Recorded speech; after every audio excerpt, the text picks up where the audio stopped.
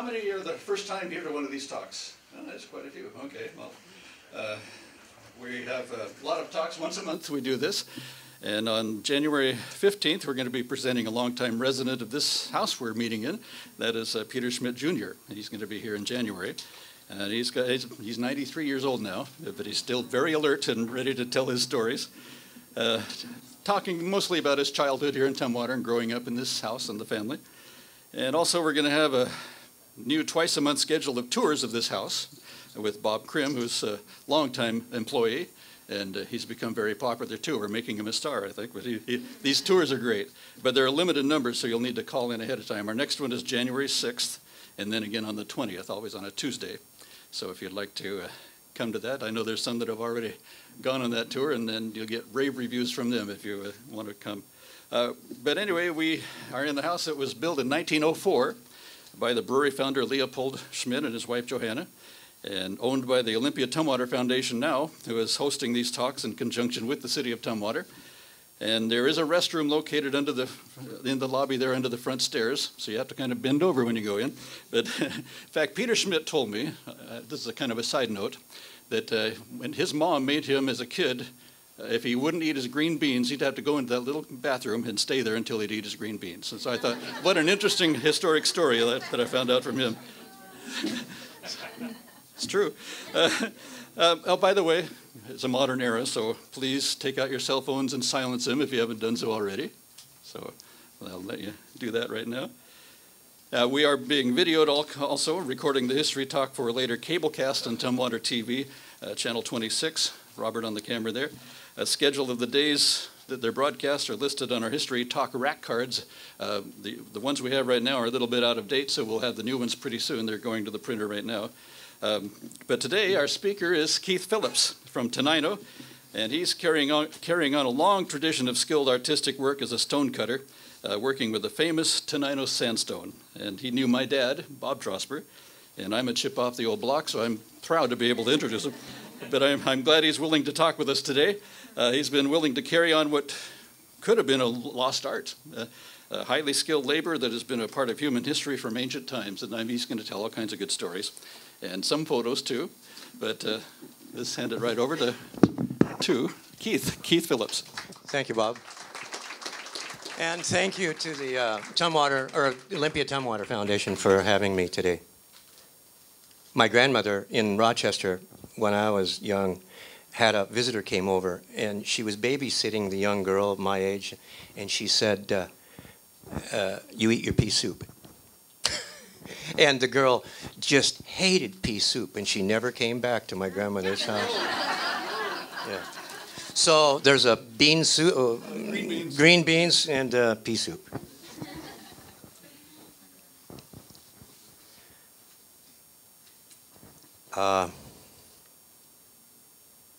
Change. Over the ages, change is something we haven't been able to avoid, and it's something that's ongoing.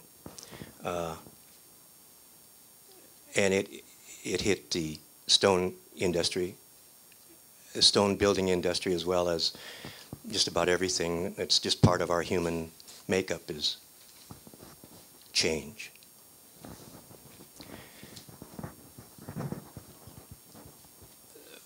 So there's two different things I have to a caveat when I start my deal. First is I did not receive formal education or formal apprenticeship in any of the sheds, in the old sheds in Tenino or Wilkeson or anywhere else.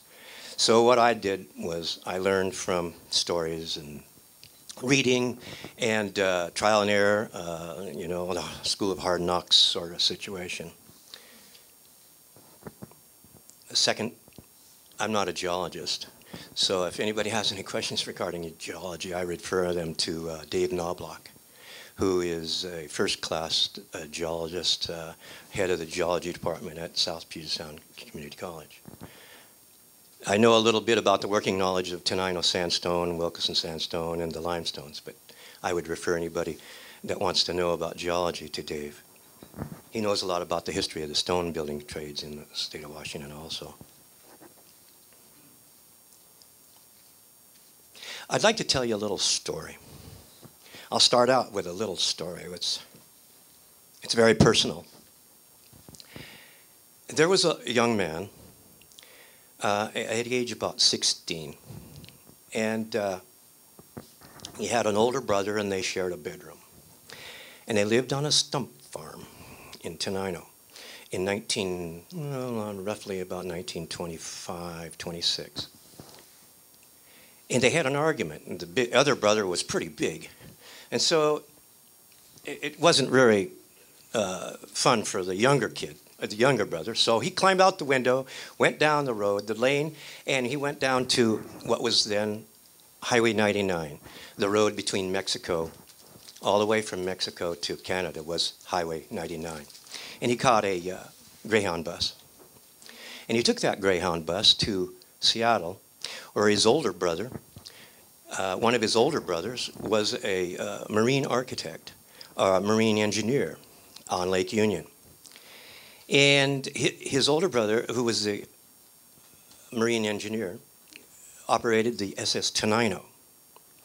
The SS Tenino was a reconverted submarine subchaser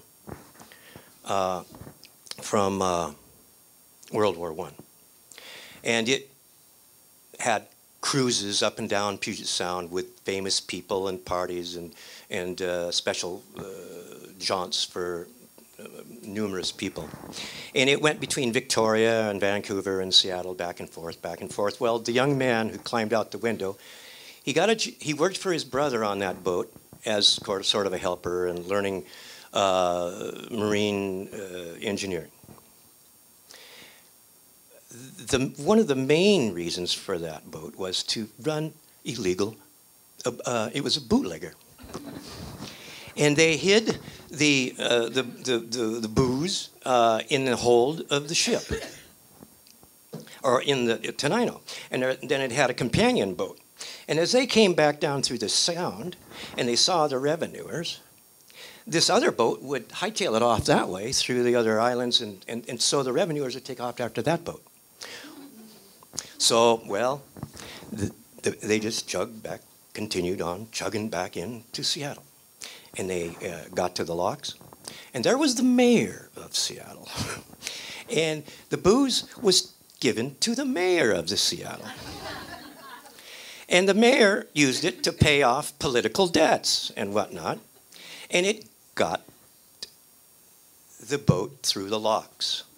So, and that went on and on and on and on and on and so on, and back and forth. Well, the father of the young man, who was having a lot of fun on this boat, back and forth to Victoria and so on, he says, well, I don't think that's a very healthy lifestyle for my son there, so I think I'm going to send my oldest son and go get him. And he drug him back to Tenino, and the father went to the current owner of the quarry at that time, Andrew Wilson, and you'll see his picture back here. And he was a Scotsman from Edinburgh, and he had started stone cutting at the Tenino Stone Company, which was the first stone company in Tenino,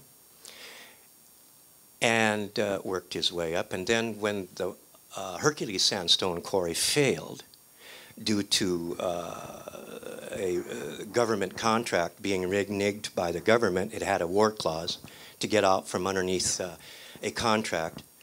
So the government left the contract and the company failed. Andrew Wilson bought the quarry in the early 1920s from the bank. So the father went to Andrew Wilson. He says, I want you to teach my son everything there is to know about stone cutting. I want you to teach him how to operate the derrick. I want you to teach him how to operate the gang saw. I want to teach him how to operate the channeler up on the quarry floor. It went chunk, chunk, chunk, chunk, chunk. And I want you to show him how to do the planer. I want you to show him how to cut stone. I want you to show him how to carve stone and to number stone and make sure that all the stones get numbered for the certain specific places in each of the buildings that the stone company was making stone for, including the old Thurston County Courthouse. So this man, he went and worked for Andrew Wilson as a 17-year-old apprentice, and he learned everything.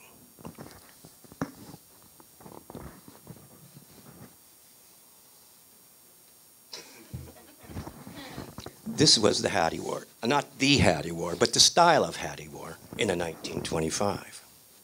Just like that, see? So that's part of my acting deal. So along I came in 1988 wearing a hat like this. And the person's name was Lorenz Scheel, and he was the youngest son of 4 sons. And there were 8 children, 4 girls in the family. And so he told me all his stories. He had stories up one arm and then down the other arm, just full of stories. And I can share probably a few of those today with you.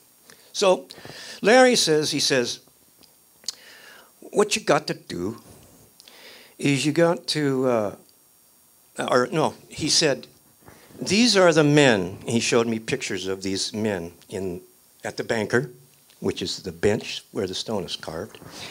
And this is how they dressed. Let's see if I can do this properly.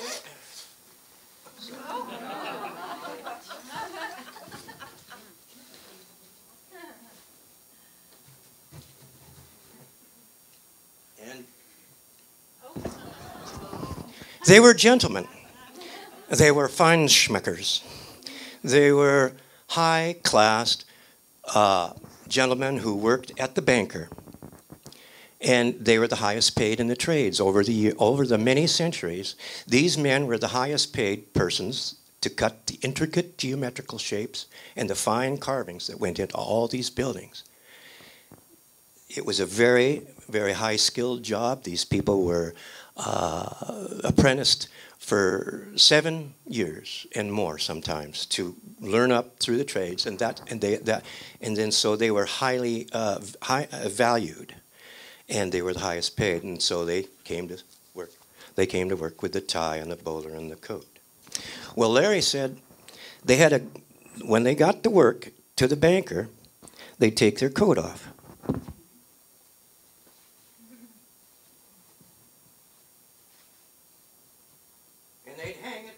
They'd hang it up over on a nail like that, something like that. They hang it up on a nail over there, and then they'd come, and Larry says, you got to wear your apron. So they put on their apron.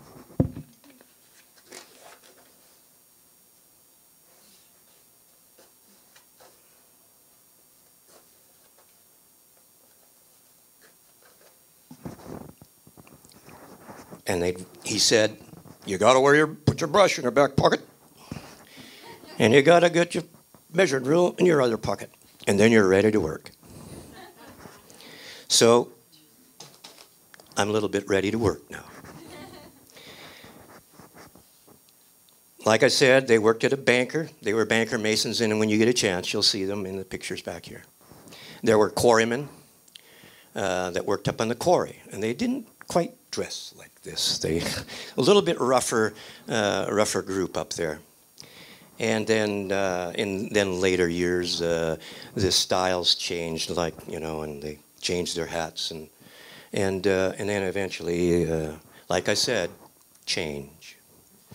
And things changed. So they over periods of time, the apron was gone out of style and fashion in the stone cutting industry. So let's do some pictures, okay?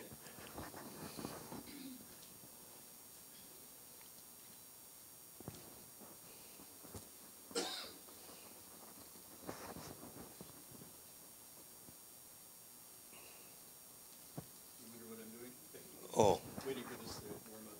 Okay. It's not too, it's solid state, but it takes time.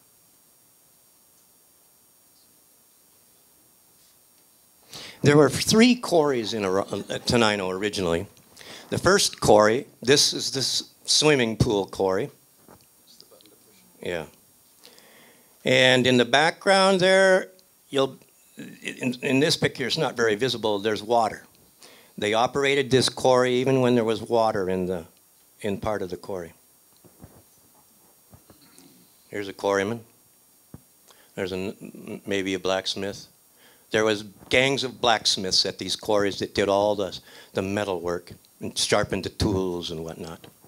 So there was 3 quarries in Tenino originally, the first one in 1889. There was a gentleman coming to Olympia, and he got laid over at Plum Junction. And he had to have a place to stay. So he went to Tenino. His friend took him to Tenino, and he stayed overnight in a house there in Tenino, and he saw this fireplace made of Tenino sandstone. Well, lo and behold, they showed him the outcropping, which was just a natural ledge on the side of the hill there, and that's how Tenino sandstone got discovered. Not yet. Then the other quarry was called the Eureka Sandstone Quarry, and that's out east of town, and that was also a cut stone quarry. You see the ledges here. See the ledges there. Those are roughly 52 inches high, a little bit more than 4 feet. So that when they cut these blocks in the gang saw, they had they could eventually establish a 4 foot. 4 foot was a standard size. Each of those lines there was a level floor. Right here and over here. There's probably each of those was a level floor, and they came down in what's called lifts. And then the third quarry that opened up was in 1900 by the Hercules Sandstone Company. It was owned by a Scotsman, MacArthur, and a German, Shiel, horsepower Shiel, they called him. And then a banker from Ritzville, who was Claudius. He was the money man, Shiel was the secretary, and MacArthur ran the operations out on in the sheds.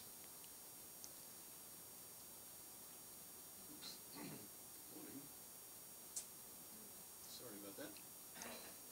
That was all set.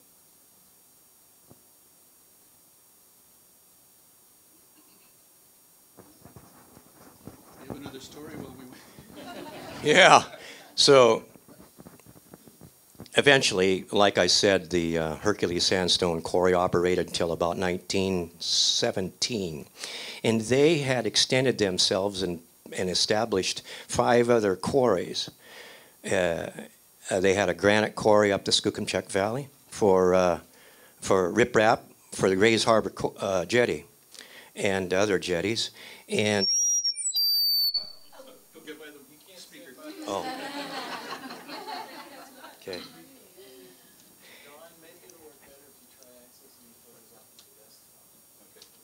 And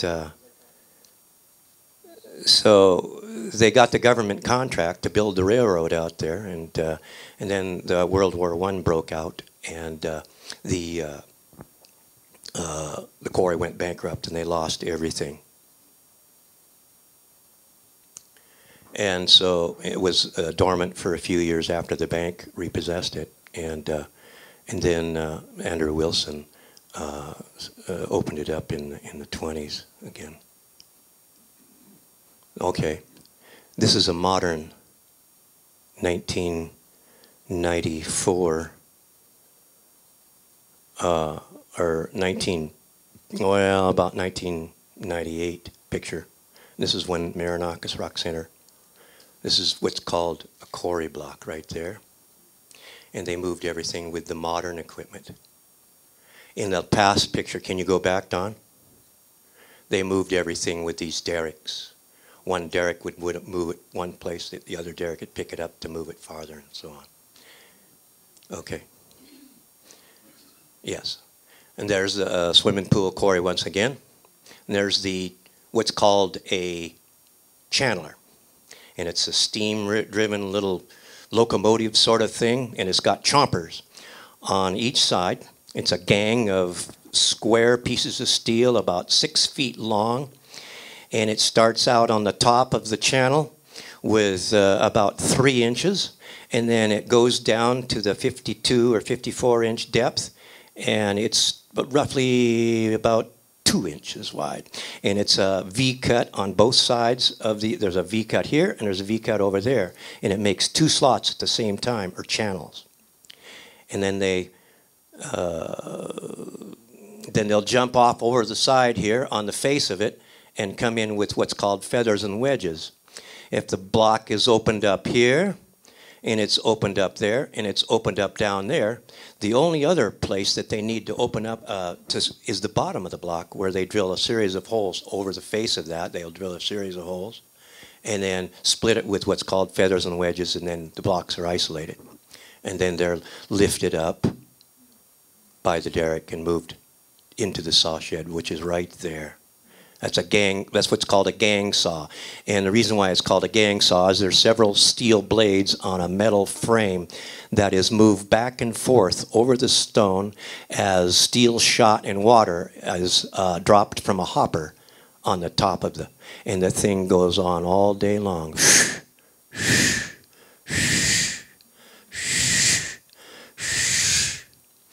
And then the metal blades are they're spaced in different intervals. If they want a 4-inch stone, a 6-inch stone, 8-inch stone, 10, and so on. Those saw blocks are somewhere around 12 feet long. Okay, there is another picture of the channeler. That's good. No, and there's another picture of the channeler. You can see the gang of blades there on each side, and there's the channel, and then this is a visual representation of the blocks which are produced. This is a small defined picture here. These blocks are much bigger than that. This is just for display and learning purposes. But then the feathers and wedges are down here. The holes are drilled. If there's a split there, and it's open there, you only got one place to split up, and that's the bottom of the stone. And all these stones, they're split out. Once they're split out from the quarry floor, they're always kept in a bedway orientation, because that's how they want to go. They want to go from the bedway orientation on the quarry floor to the building in a bedway. That's the strongest position that the stones can be in. The bedway is meaning that the stratifications of the sandstone are this way and that way. Now, there are exceptions to that, but that would go into a longer explanation. Okay, now, I got Tenino Sandstone. There were 3 quarries there. And if everybody realizes that Southwest Washington was underwater, our location was underwater down here just south of Olympia and it was part of the sea. And when it was part of the sea, there was a river that came from the east. Now, this is a little bit of what I know about the geology of the area, which David Knobloch told me. There was a river coming from the sea, or from the east, through the Cascades, and they probably weren't as big as they are now. But that river dumped right into this inland sea in southwest Washington, right at Tenino. And there were other areas that it did, these rivers created deltas, like it did in Tenino, just like the Mississippi River Delta. And that happened for eons and eons and eons and eons. Okay, so Tenino was a river delta, or a delta front, or so on. And it just packed over eons and eons, and it just kind of solidified. So Tenino is called a marine formation, as well as Chuckanet Sandstone up in Bellingham, and another sandstone quarry at the mouth of the Columbia, near the mouth of the Columbia, just east of the Astoria Bridge. And then you'll go to Aberdeen, and you'll also see sandstone formations on the road to Aberdeen. So the story goes that there was the Pacific Plate, which is part of the crust of the Earth, underneath the ocean, the Pacific Ocean, and it moved eastward underneath the continental plate. And the continental plate kind of came up. It came up and up and up and created the Willapa Hills. And so the water went away, things dried out, the dinosaurs took residence, and then was left the outcrop of Tenino Sandstone. And then the glaciers came through. And the glaciers kind of dug out right in the Tenino area there, the little valley that we know as the Tenino, Rainier, Rochester area. The reason why I know this is because I was in a gravel pit just west of Tenino, and it had a lot of alluvial till. Now, alluvial till is gravel, rocks, that had been pushed and shoved and placed there by the glaciers.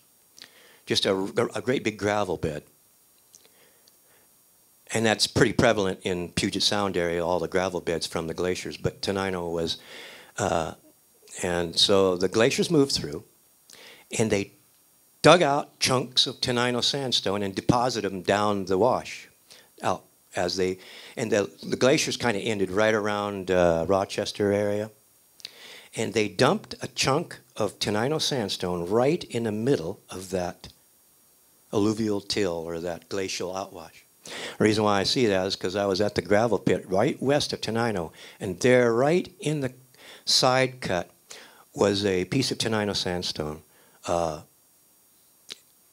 suspended right in the middle of the sandstone of the gravel pit wall there. Okay. This is a modern channeler. It was purchased by Marinakis Rock Center, who is operated up in Preston. And it is a hydraulic air machine with a diesel motor on it, and it does one cut, 12 feet long. And it's a modern machine that was built down in Montrose, Colorado. And if you ever visit Tenino, here it drills hole after hole after hole after hole after hole, 2 inches apart. And then it comes back and it does the webbing between those holes.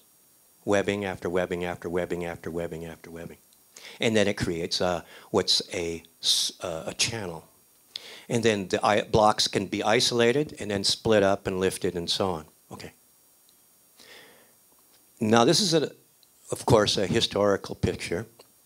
The blocks after the quarry floor, they're lifted by the derricks and they go down into the working area of the sheds that are on the floor, the lower floor below the quarry there. And they're cut up by the gang saw, which we saw earlier. And then pieces are given to various parts of the operation. And this is a planer, a stone planer. And that bed is obviously moves back and forth. And this is a double-headed planer. And that means that this planer does the opposite of this planer. So they can go to the right of the door and to the left of the door on the building.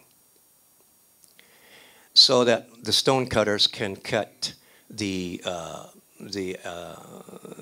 returns that need to be to the right and to the left. And there's heads underneath here and underneath here. In Tenino, they were just steel heads. And they would be lowered with these mechanisms here down. They would make a pass or two. And then they'd lower the head again and then make another pass or two to create the molding sections on the buildings. And so my friend Larry, who was telling me the story, he says, I was operating a double-headed planer and I was doing both sides. And all the men kind of gathered around and they said, he needs a wage raise, you know. And so they went to the boss in the shed, and Andrew Wilson. And instead of $2 a day, he was bumped up to $10 a day because he was what was called a double-headed planerman, and he could do both sides at the same time. Anyway, okay. This is the modern movement. This is not you know, in the very early days, they were the stone from the quarry was moved by train. And nowadays, it's moved by the truck, and these trucks would take 2 or 3 blocks, depending on their size, up to Preston, near east of Issaquah, to the Marinakis Rock Yard, and they'd put them underneath a single-bladed saw, a great big 9-foot diamond saw blade, which sliced it up into pieces and whatnot. That's the quarry block right there, and another quarry block. Yeah. And this, I had the opportunity to help out with the restoration of the Capitol building after the Nisqually earthquake. And up on the lantern, there's 8 columns, I think, 8 or 10 columns up there that support the upper structure of the lantern on top of the Capitol building. And there were a couple deteriorated capitals up there that they took the opportunity to replace during the Nisqually earthquake. And I got to carve, this is what's called a Corinthian capital. And these are, and it's because it's so high up on the building and you can't see the detail. The acanthus leaves here were not finished in finest detail. The finest detail I would imagine would be the rosette here and here. And these pieces are very symmetrical. Everything has a position all the way around that piece of stone there. And everything is so geometrically symmetrical. Okay. And the blank, these stones came off of blanks, which were square. I think there were like 23 or 24 inches square. And looks like about, I can't remember, 16 inches high, and a cube of stone that I got. And they had the hole in the center. And the reason why the hole is in the center is because after the 1949 earthquake, the lantern was disassembled because it had been shaken terribly up on the top of the building. And so they took it apart, and they built what's called an armature inside the lantern to put the stone back around that would hold that lantern all together in the next earthquake, which it did. So when they wanted to replace that capital, those 2 capitals, they had to be broken away from a 4-inch pipe that went vertically in the lantern. And so hence the need for this 4.5-inch hole through the center, which was very convenient for me. And just put together that buck there, and I could turn it and do a little bit on one, a little bit there, a little bit there, a little bit there, and just turn it, and keep going. This is a part of the old Capitol that was taken off the building. I used it as a model. It's very exciting to go on top of the Capitol building, and I don't know if I have a picture, but we got up there, and one of the ribs on the side of the dome, halfway down the dome, was broken.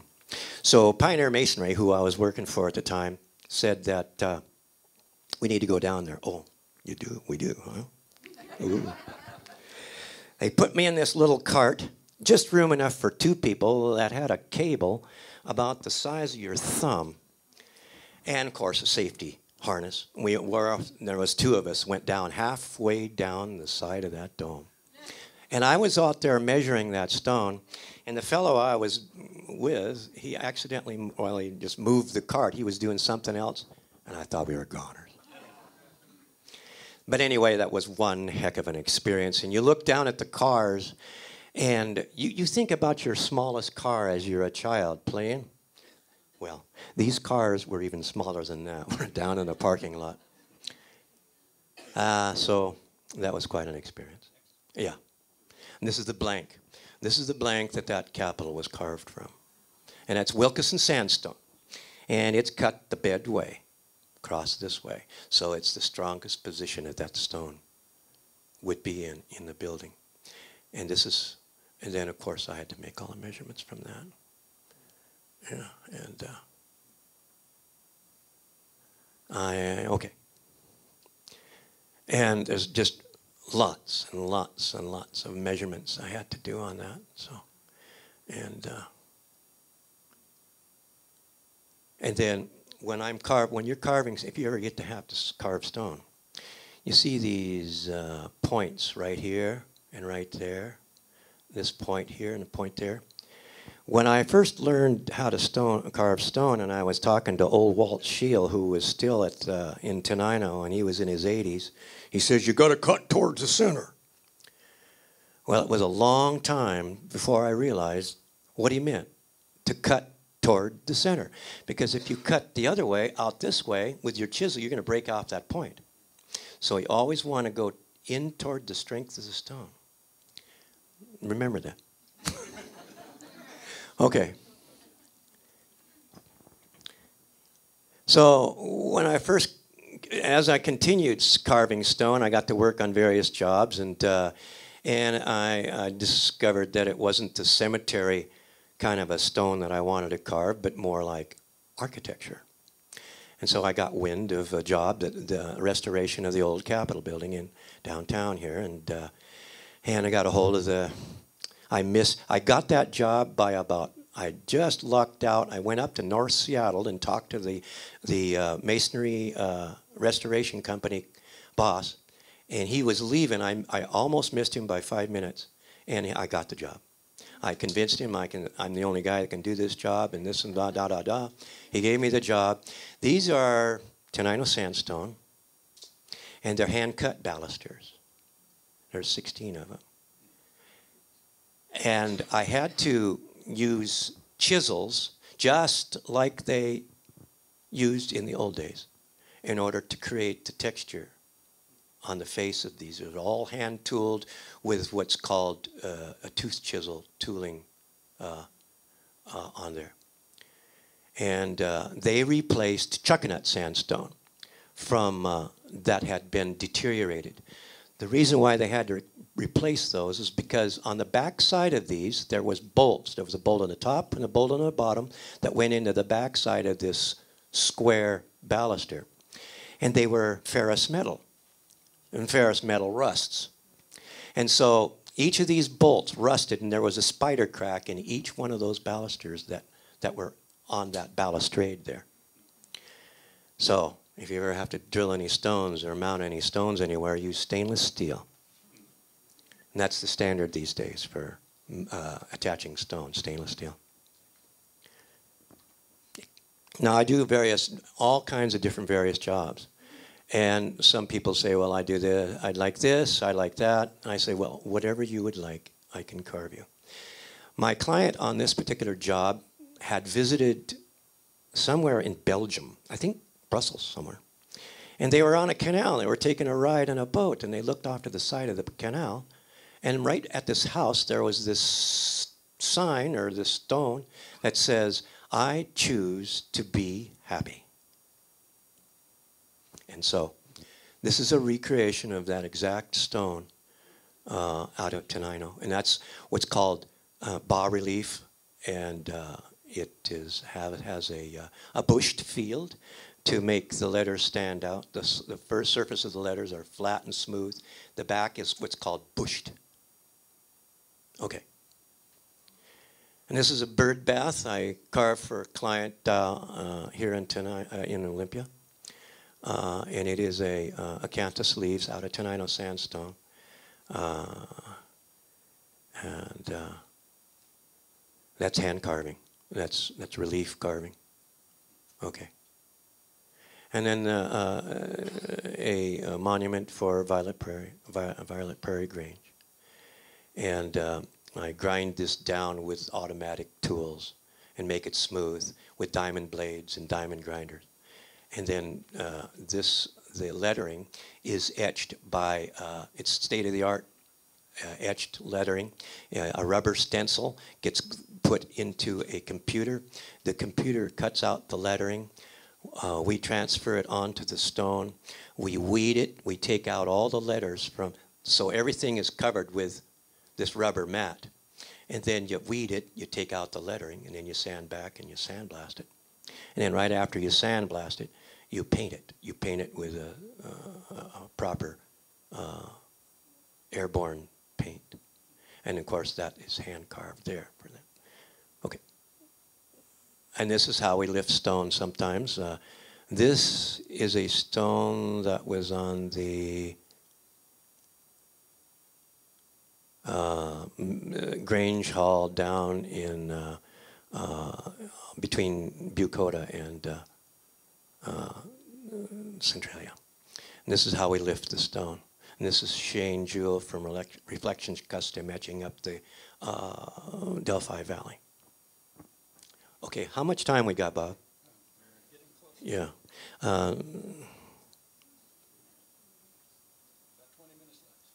Okay, so I've got, this is a stone, I was at the right place at the right time while working on the Capitol building stones, and one of these was dropped as they were replacing it.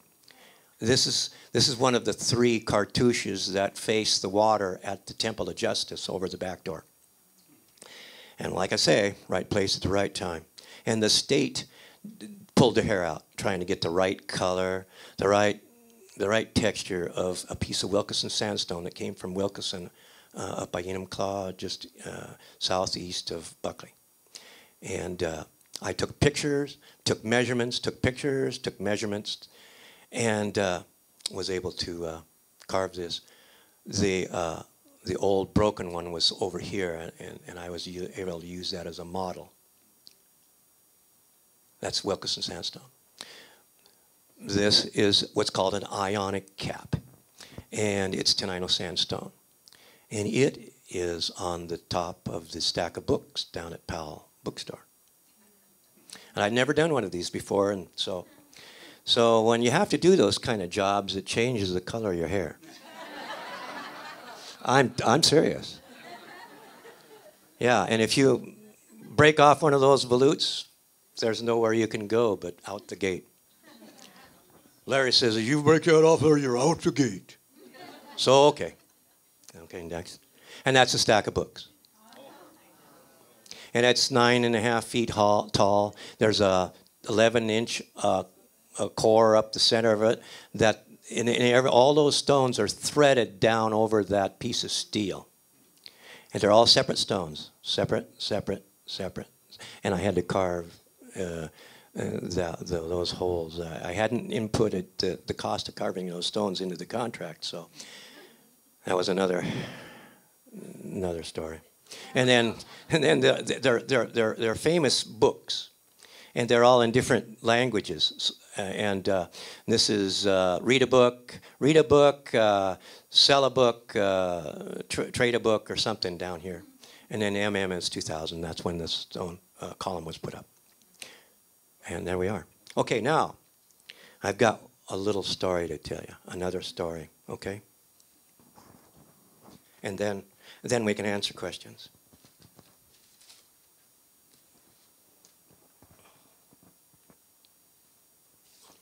And this goes back to the. Back to the concept of change that I was talking about.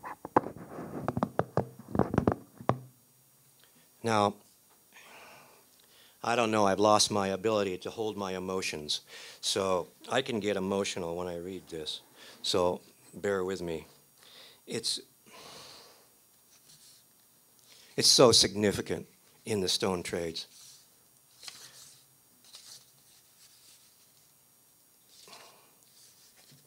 Okay, are you ready?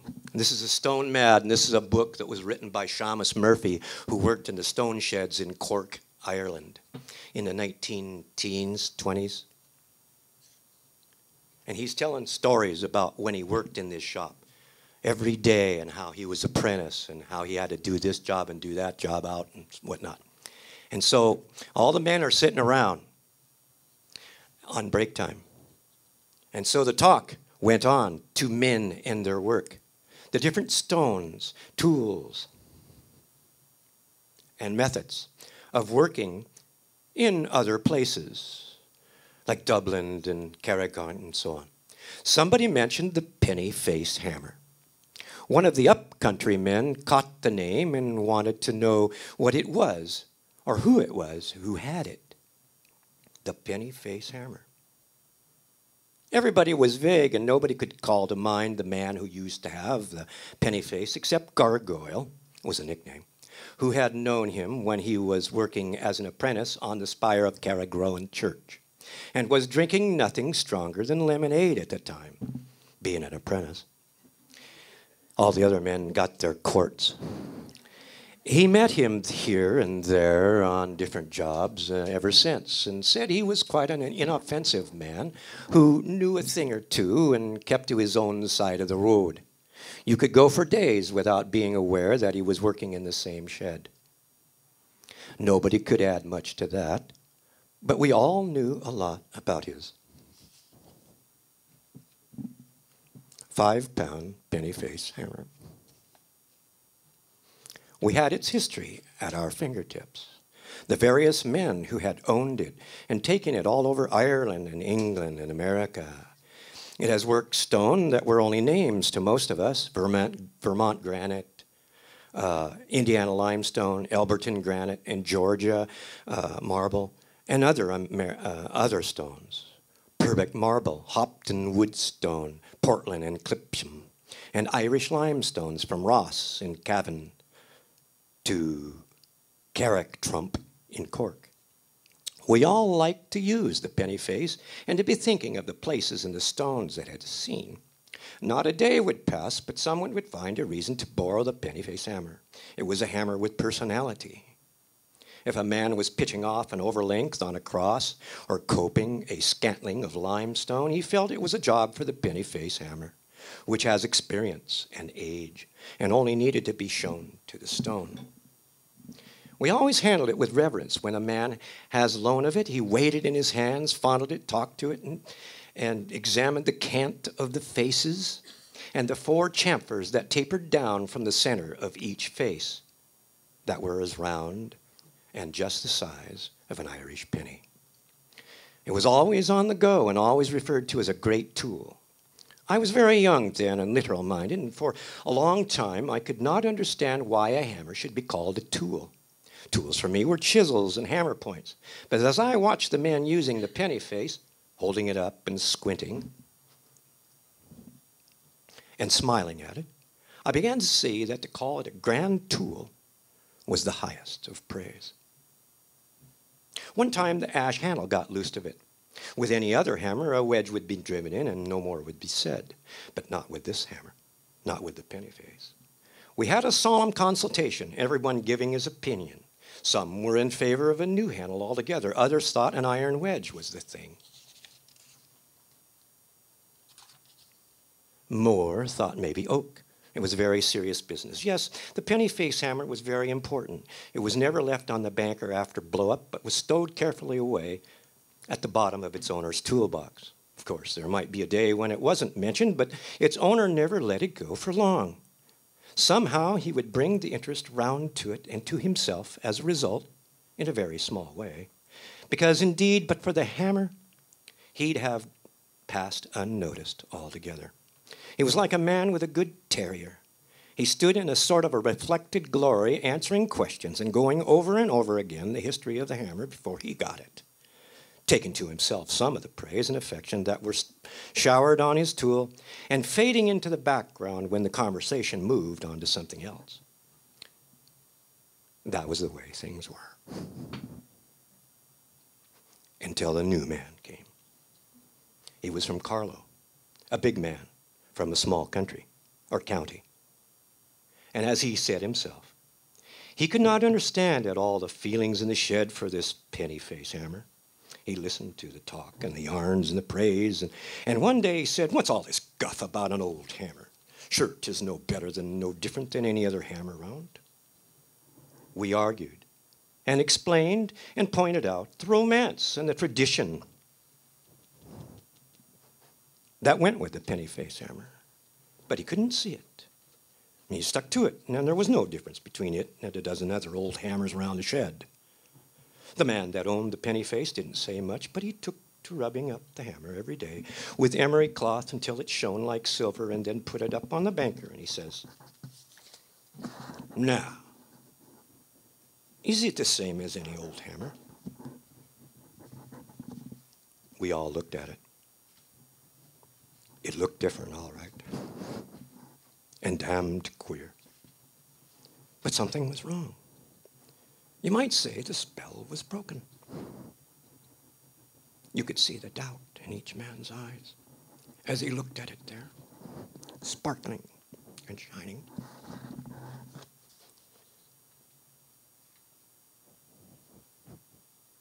The day of the penny-face hammer was over. As time went on, less and less was said about it. The men forgot to borrow it, and its owner didn't try to bring the talk round to it anymore. I don't remember now what his name was or what happened to him after that. That's the way it is, and that's the way it goes in our craft, or any other craft. The things are often more important than the people, said Paddy Brasswings after a long pause, and we all thought about the penny-faced hammer. I knew a carpenter once time who had the reputation of being a bit of a reprobate. So when he took to his bed, people began to be worried about his soul and kept asking him if he had anything on his mind. Finally, he admitted that he had. Well, the priest was sent for with sighs of relief from assembled relatives. The old fella confessed to the priest that, yes, he did had 2 enemies and couldn't forgive them. The priest argued and persuaded, but the poor old carpenter stuck to his guns. And the priest asked him finally, would he name his enemies and he might be able to do something, said the priest. And the carpenter said yes, he'd name them. But that would do any good. Me 2 enemies all in me life, he says, were knots in white deal and stumps of old nails. So, I've created some questions, hopefully. Questions and answers.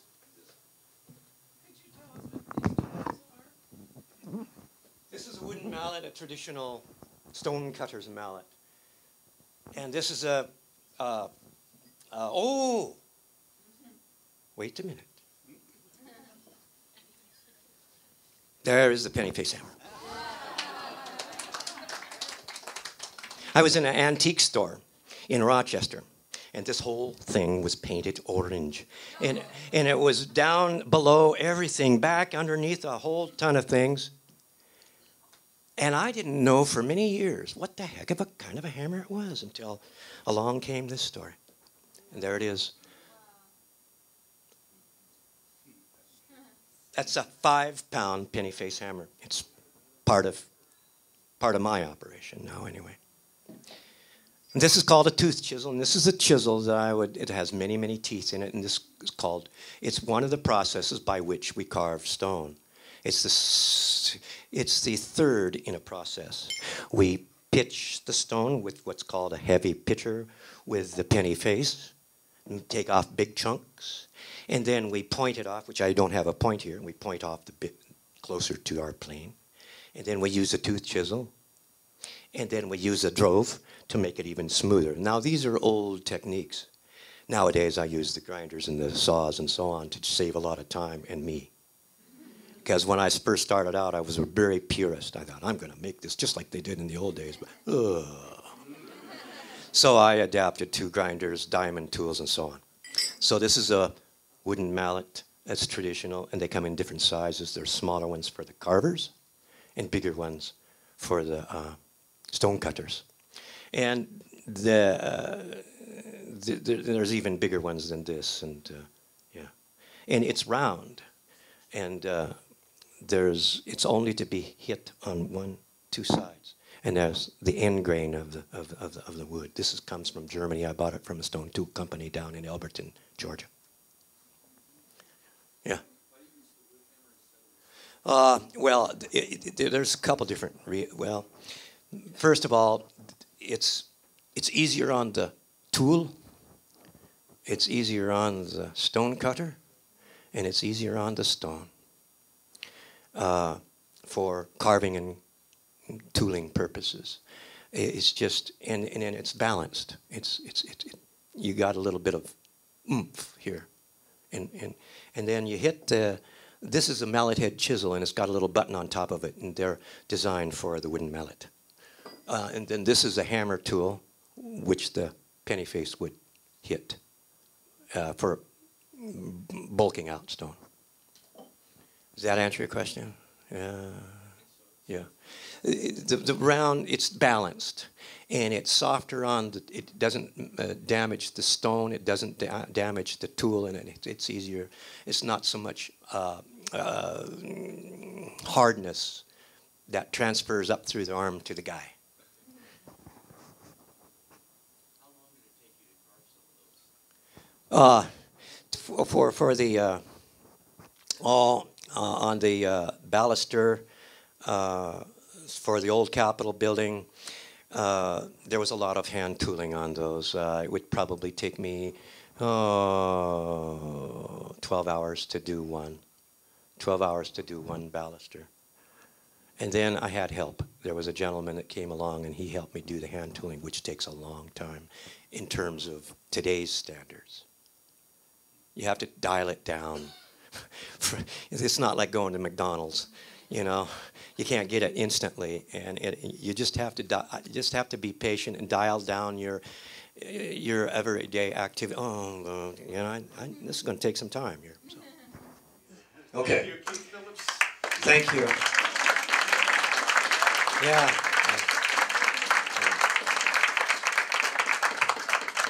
Keith is going to stay afterwards near his displays in the back if you'd like to talk to him personally about some of these things. But thank you so much, and I hope to see a crowd like this for our January talk with Peter Schmidt.